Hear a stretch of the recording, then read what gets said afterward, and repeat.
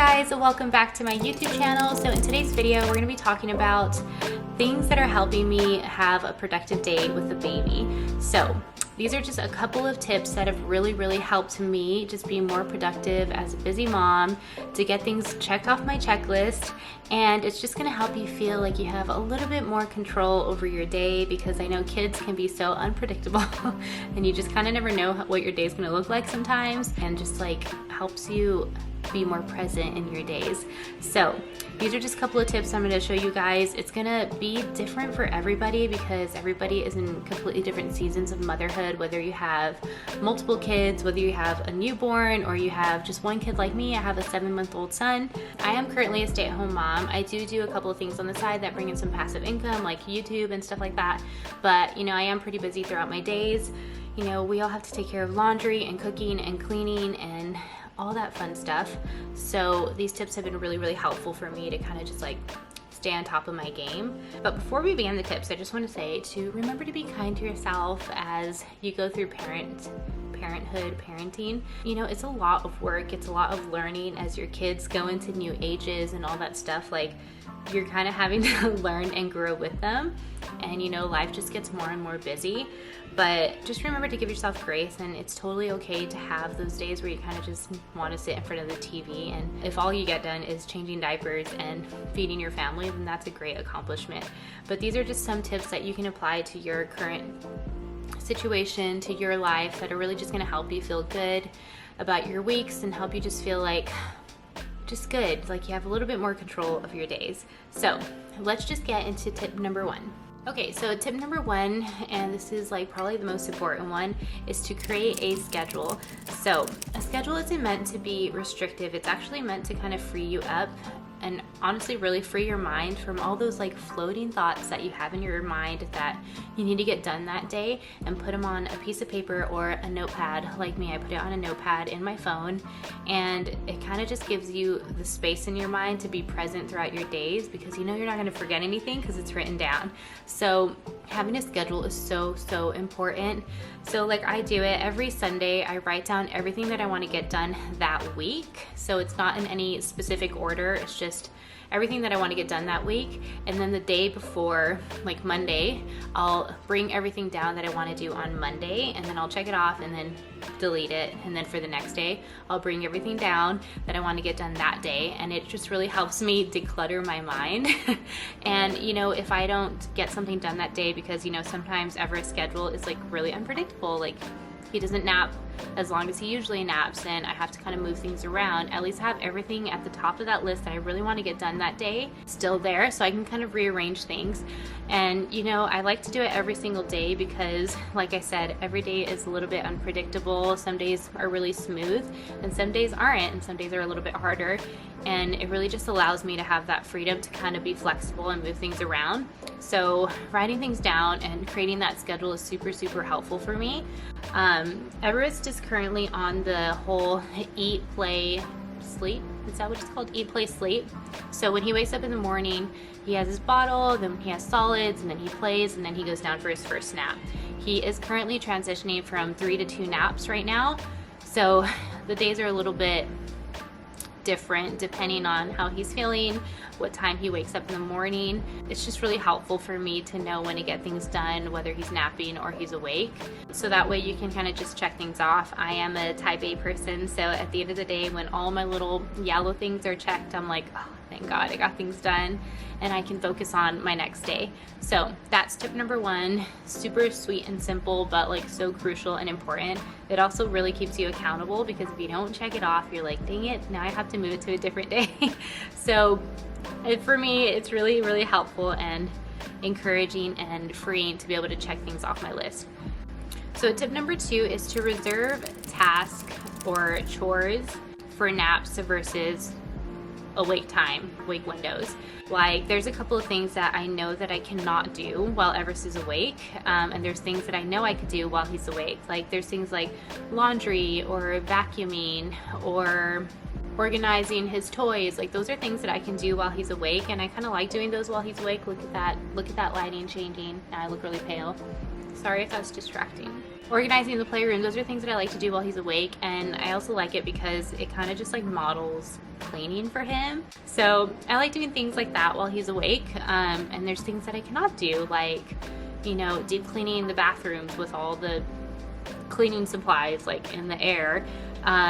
What else, like filming or editing my videos like that. Those are just like things I cannot do while he's awake. Like, I will not get anything done if he's awake during that time. And really, this has just really helped me just be more productive throughout my day, because I know when I put him down for a nap, I can kind of just start doing the things that I really need to get done. And you know, his naps really do keep me accountable, because it's kind of easy to just want to just sit on the couch and not do anything, and then like 40 minutes pass and you're like, oh my gosh, I didn't get anything done, and now I cannot do it because it's too hard to do it while he's awake. So his naps keep me really accountable to get things done, because the time just flies by while he's napping. He's napping right now, and I'm hoping I get this video done before he wakes up. So that is tip number 2. Okay, so tip number 3 is independent play. Guys, independent play was so hard for me as a new mom. I was like paranoid to let my kid play by himself, because I was like, oh my gosh, he's gonna feel rejected. He's gonna feel like I don't love him, or like the mom guilt just like sank in so deep with independent play, and I was like, I can't do it. But now that he's getting older, I'm like understanding and realizing that independent play is so important.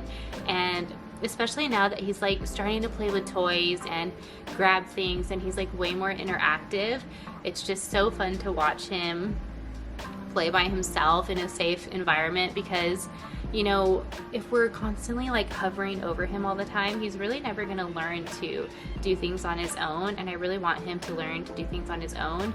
You know, it really does help them problem solve more, and, you know, realize that they can do things without us.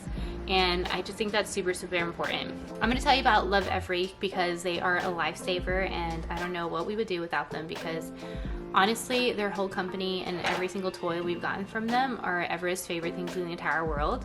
And the biggest thing is that they really just take the weight off your shoulders of having to think of new toys to buy your kid, because they are growing so fast. They're learning new skills so fast.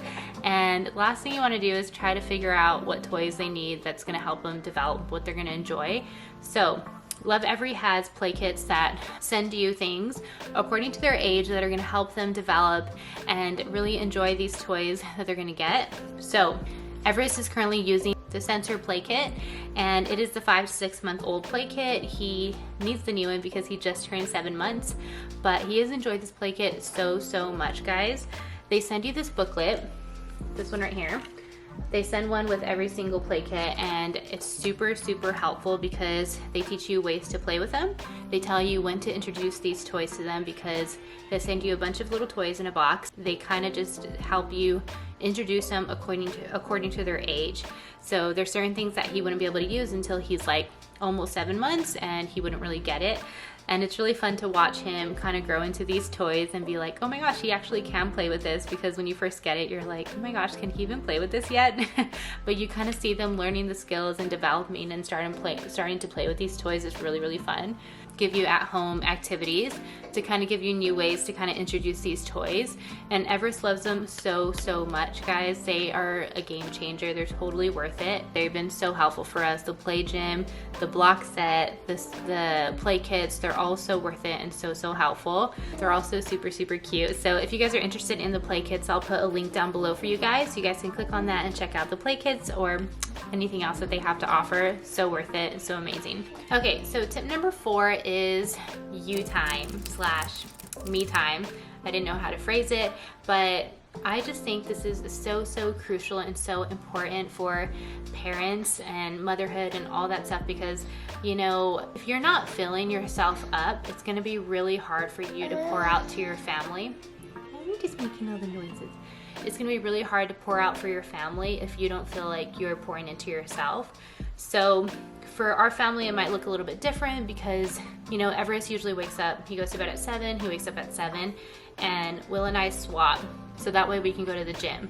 So I'll stay home and take care of Everest, and Will can go to the gym for an hour, and then he'll stay home, and then I'll go to the gym, and then he leaves for work.